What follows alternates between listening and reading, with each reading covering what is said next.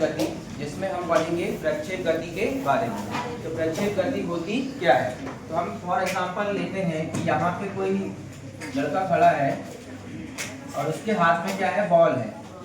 इस बॉल को वो क्षैतिज दिशा के साथ कुछ कोण बना के ऊर्ध्वाधर दिशा में फेंकेगा। ठीक है, क्षैतिज दिशा में कुछ कोण बनाते हुए इस प्रकार से बॉल को फेंकता है, तो ये बॉल ऊपर जाने के बाद कहाँ जाती है, पृथ्वी पर वापस आ जाती है। तो हम ये देख रहे हैं कि जब ये बॉल इस पथ का अनुगमन करते हुए वापस नीचे आ रही है, तो यहाँ पे क्या बन रहा है, एक परवलय बन रहा है। क्या बन रहा है? हम ये कह सकते हैं कि जो ये बॉल है उसका पथ कैसा है, परवलय। लेकिन हमने ये मान तो लिया, इसको सिद्ध भी करना पड़ता है कि पथ कैसा है, परवलयाकार। पर इसमें जो इसकी परिभाषा है वो क्या बनेगी, ध्यान देना, प्रक्षेप गति की परिभाषा। प्रक्षेप गति की परिभाषा क्या बनेगी, जब किसी वस्तु को क्षैतिज के साथ, जब किसी वस्तु को क्षैतिज के साथ, क्षैतिज दिशा के साथ, क्षैतिज दिशा के साथ, क्षैतिज और ऊर्ध्वाधर दिशा आपको पता है, ये कौन सी दिशा होगी, क्षैतिज दिशा, और ऊपर की ओर कौन सी दिशा होगी, ऊर्ध्वाधर दिशा। तो जब किसी वस्तु को क्षैतिज दिशा के साथ कुछ कोण बनाते हुए, कुछ कोण बनाते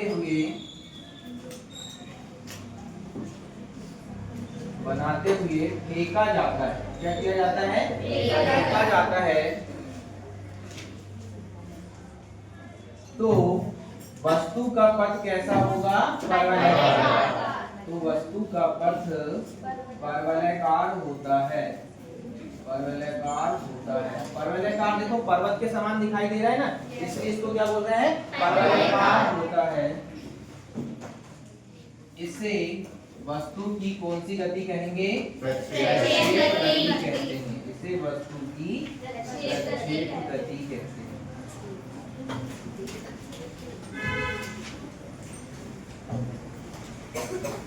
तो परिभाषा सभी को समझ में आई प्रक्षेप गति की।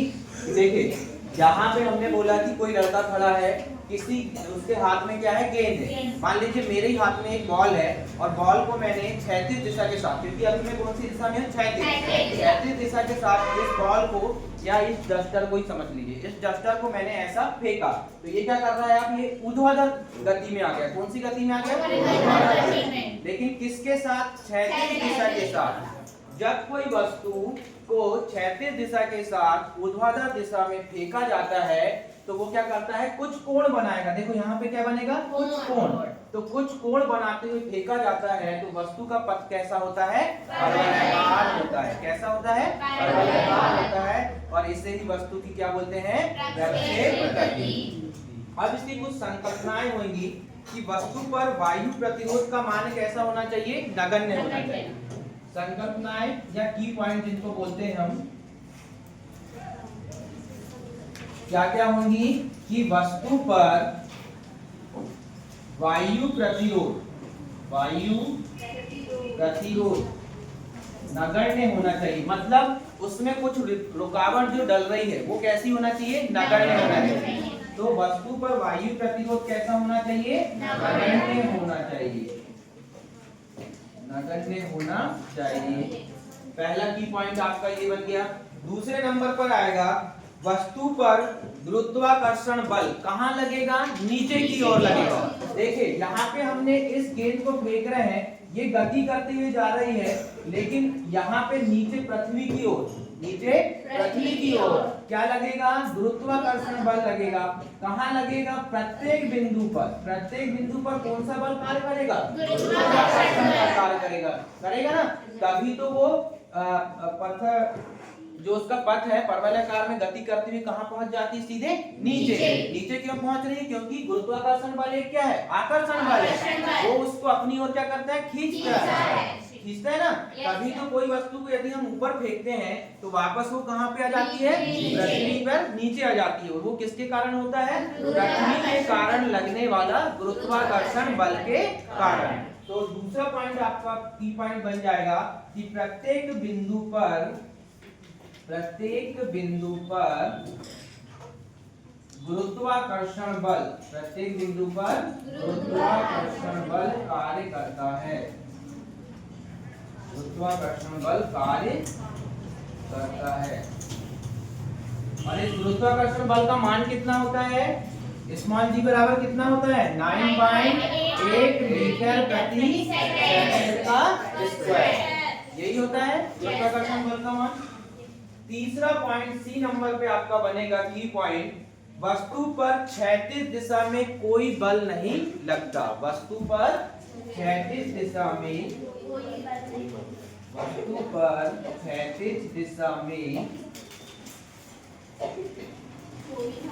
कोई बल नहीं लगता। अब इसको समझते हैं क्यों नहीं लगता। देखिए, जब हमने वस्तु को ऊर्ध्वाधर दिशा में गति करा दी, अब क्षैतिज दिशा मतलब कौन सी है? पृथ्वी वाली। तो इस पे कोई बल लगेगा कि लगेगा? नहीं लगेगा, क्योंकि ये तो वस्तु कहाँ पे है? ऊपर है। ठीक है, तो ऊपर क्षैतिज से ऊपर ही क्या लगेगा? गुरुत्वाकर्षण बल। तो वस्तु पर क्षैतिज दिशा में कोई बल नहीं लगता। तो ये हो गए आपके क्या संकल्पना या पॉइंट। तो प्रक्षेप गति का टॉपिक आपको ये समझ में आ गया होगा कि प्रक्षेप गति होती क्या है। क्या होती है?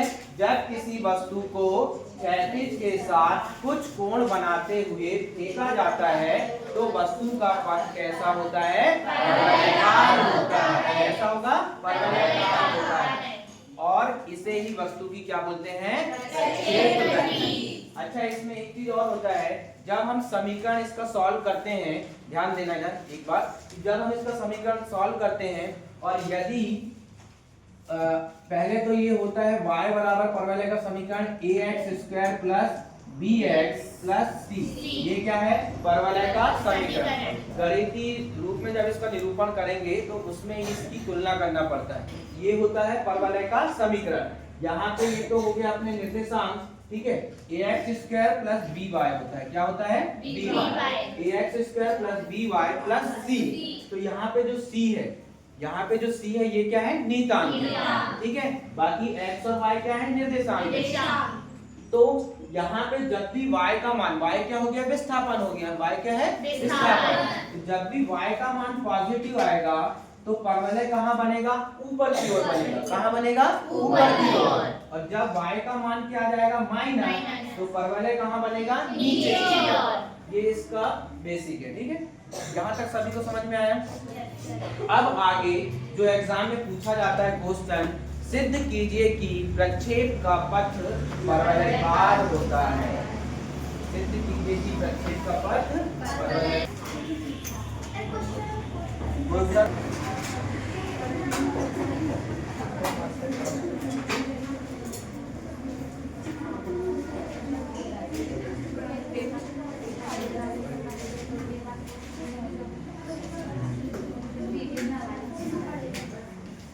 अभी तक जिसको समझ में जो है, यहाँ पे ध्यान देना, हम क्या करेंगे? प्रक्षेप गति के पथ का समीकरण निकालेंगे। अभी थोड़ी देर पहले मैंने बताया था आपको, परवलय का जो समीकरण है वो होता है y बराबर ax²।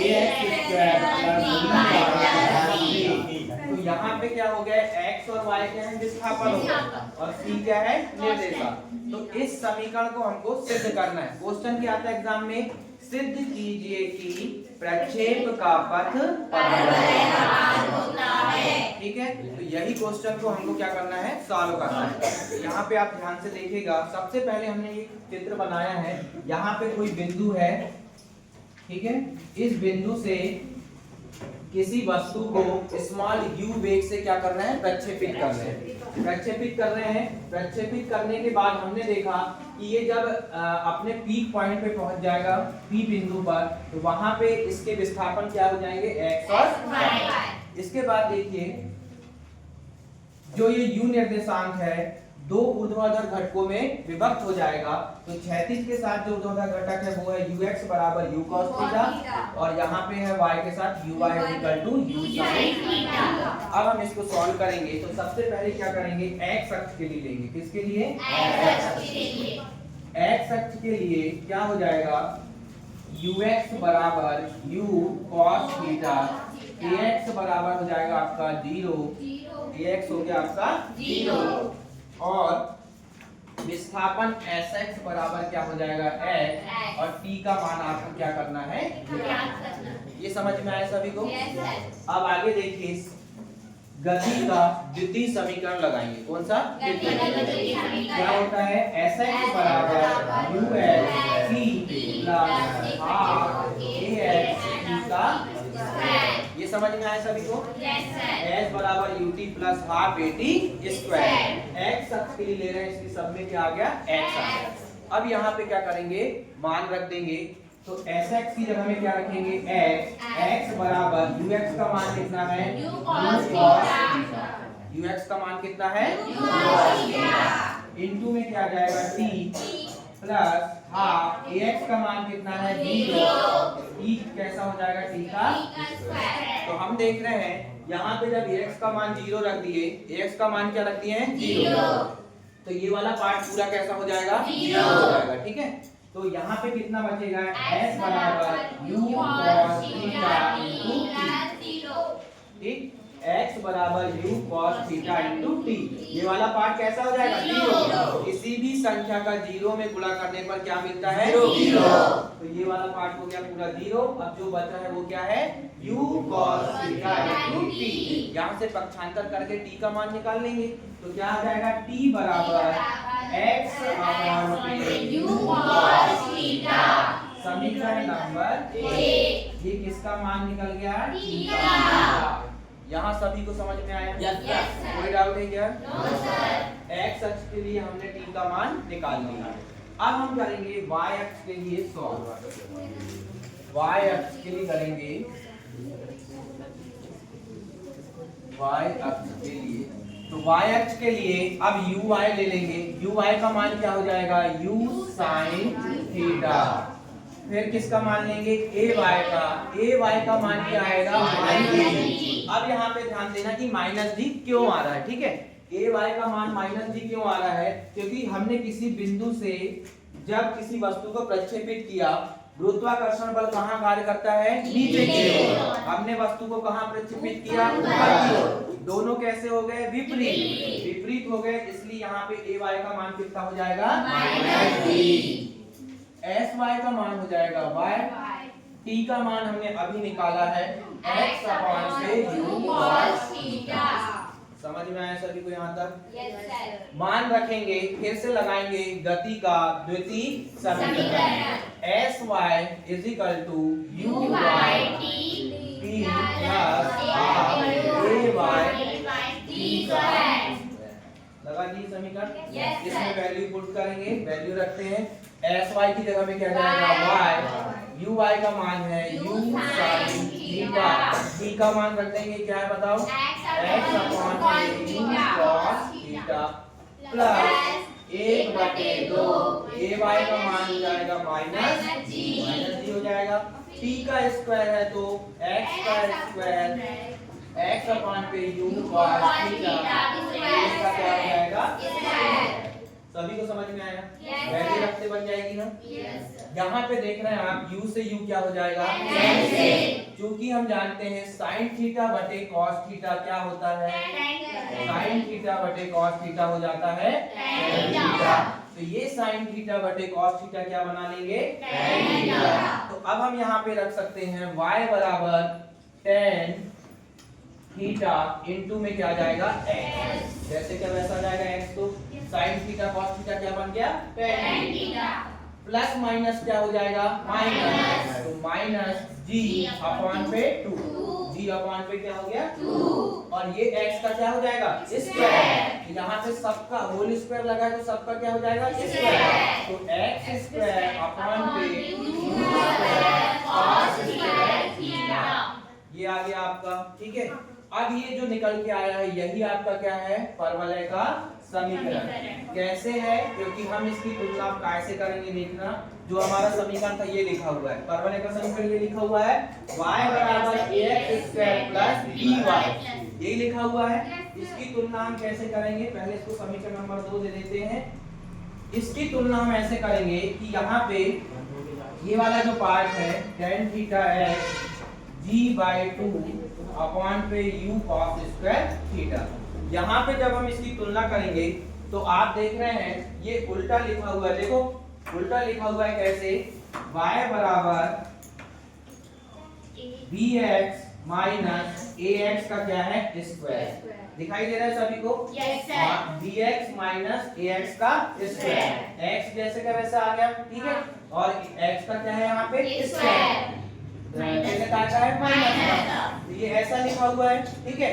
जब हम इसको चिन्ह को कॉमन निकालेंगे, चिन्ह को क्या निकालेंगे कॉमन, इधर ध्यान देना, चिन्ह को कॉमन निकालेंगे तो ये ऐसा हो जाएगा, माइनस चिन्ह क्या आ गया बाहर, माइनस ax का स्क्वायर प्लस क्या हो जाएगा bx, ऐसे ही हो जाएगा। Yes sir. तो अब हम इसकी तुलना कर रहे हैं, तो हम ये देख रहे हैं कि अभी हमने थोड़ी देर पहले बताया था कि जब भी परवलय के समीकरण में माइनस आएगा तो परवलय कहाँ बनेगा, नीचे की ओर बनेगा, और जब पॉजिटिव आएगा तो कहाँ बनेगा। तो इस प्रकार हम ये कह सकते हैं कि हमारा जो प्रूव करने को दिया था, सिद्ध कीजिए कि प्रक्षेप का पथ कैसा होता है, परवलयाकार। तो समीकरण 2 से स्पष्ट है कि प्रक्षेप का पथ परवलयाकार होता है। ठीक। अब